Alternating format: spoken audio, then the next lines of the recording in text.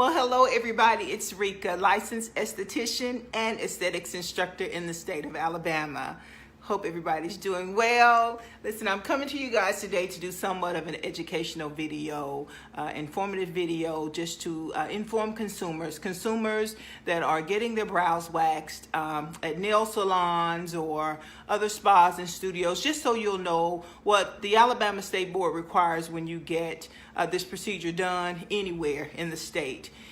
If you're going somewhere and they're doing an excellent job, that's wonderful. Not trying to deter you from continuing to use their services, but just want you to be mindful and aware of what you should expect in the ways of safety and sanitation. So I'm coming to you not to teach you how to do waxing at home, not to train anybody how to do waxing. This is something that licensed professionals are taught to do in school or through an apprenticeship. So this is not for this purpose, okay? This is just an informative video so the consumer can know that whoever's doing their brows, you can be aware and know whether or not they're doing it in a safe and sanitary way. Of course, I'm filming here at Microblade Brow Masters. That's the mouthful. Microblade Brow Masters here in Madison, Alabama. Just opened a few weeks ago, so if you don't have someone that waxes your brows or waxes your body and you like to come to a relaxed environment and know that you're getting the procedure done in a safe and sanitized way, certainly call the studio 256-325-1830 and speak with one of the consultants and they will get you taken care of, okay? So real briefly, I'm going to show you how the state board requires that a person does waxing in a safe and sanitized way, okay? So we're going to start out with our model here. We got Sally. She's really a unisex mannequin, so we'll still call her Sally. How about that? Okay. So I'm going to set the video here. I'm doing this by myself this first time. Next time I'll go live so you guys can be more interactive and ask questions. I was just trying to kind of feel my way with this particular video, so I hope it's informative to you. If you can see here, I have a tray. The tray here has cotton rounds, it has spatulas, and it also has epilating strips in it, okay? So we'll use this for the service.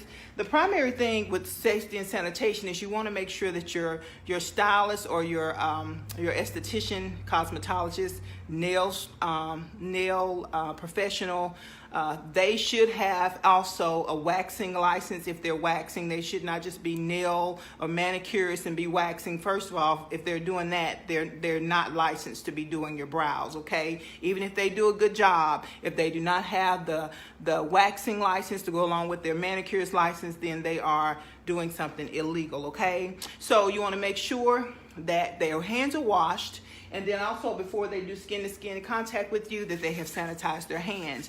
Now, if they are doing any tweezing, the state of Alabama requires that they wear gloves because it's more likely that that blood will be present. So you want to make sure that if they're doing any tweezing, that they are wearing gloves, okay? We don't want to risk any cross-contamination there. So we have our client here, and I'm going to first take a cotton round.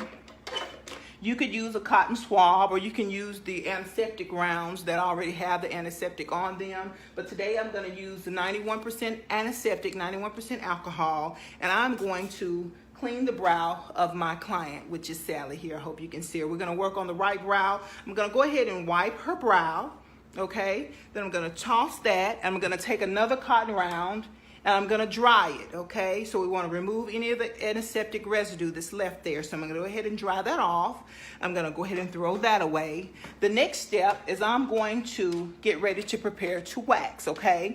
So what I want to do there, normally in an instructional environment, I would use a simulated wax because real wax doesn't work well on the mannequins.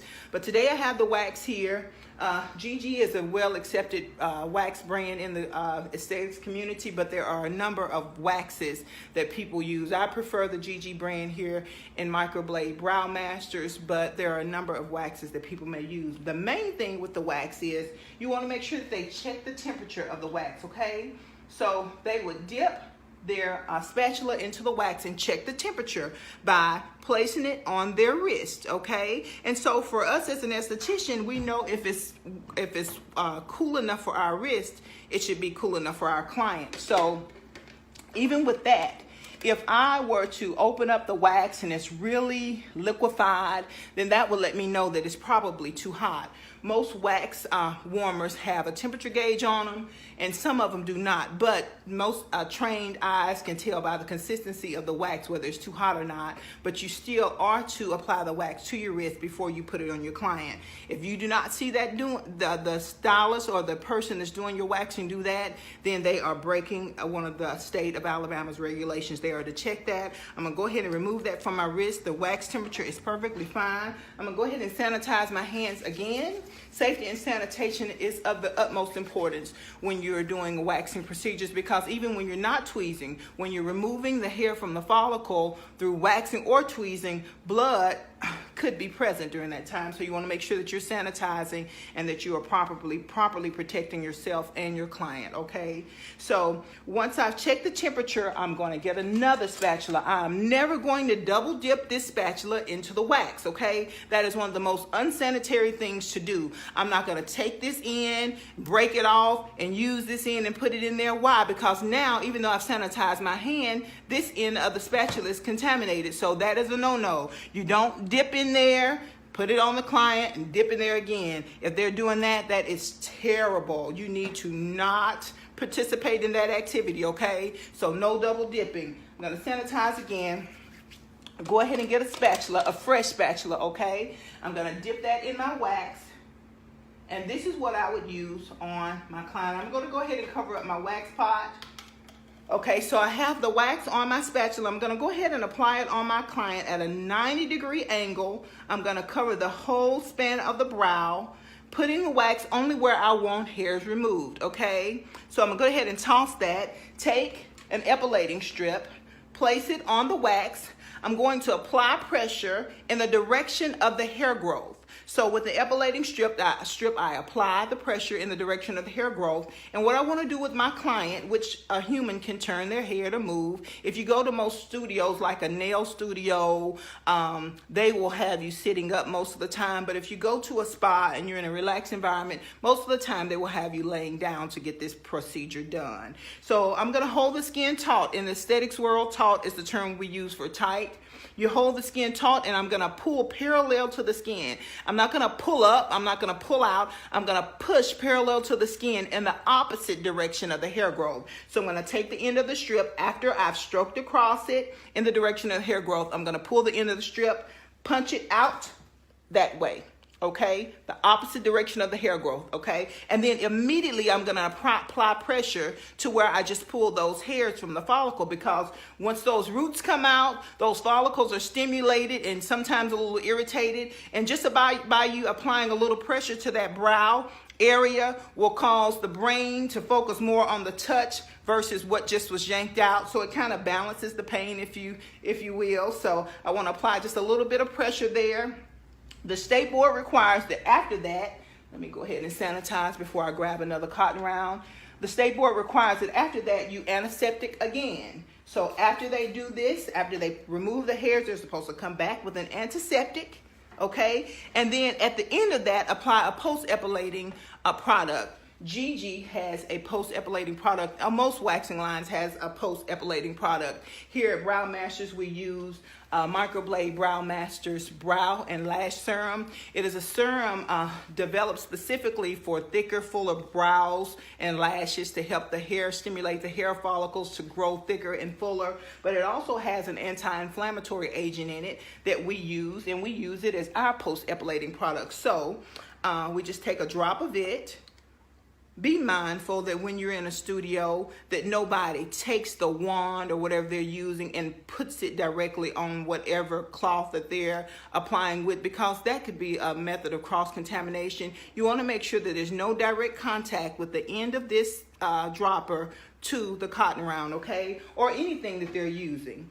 You want to make sure that they're not putting the mouth of that on the cotton round that they're using to apply to your skin, and definitely no double dipping going back, okay? So I'm going to go ahead and apply this post-epilating, post-hair removal product onto the brow line, and I'm going to dispose of that, and then I have completed doing a hair removal on the right eye. So things to remember, safety and sanitation wise: hand washing and then hand sanitizing before skin-to-skin contact, okay? No double dipping. If a stylist or a nail technician is double dipping, that is totally out of order, okay? What else? Checking the temperature. You want to make sure that they're checking the temperature of the wax on themselves before they apply it to you. So I hope this information has been informative to you guys. You can call the studio Microblade Brow Masters at 256-325-1830. And if you have any questions about microblading, which in the future I will do a video on microblading, but I just wanted to present this waxing video so you guys can be informed and aware when you go and get your brows waxed, okay? Have a great day. We'll talk to you soon. Bye-bye.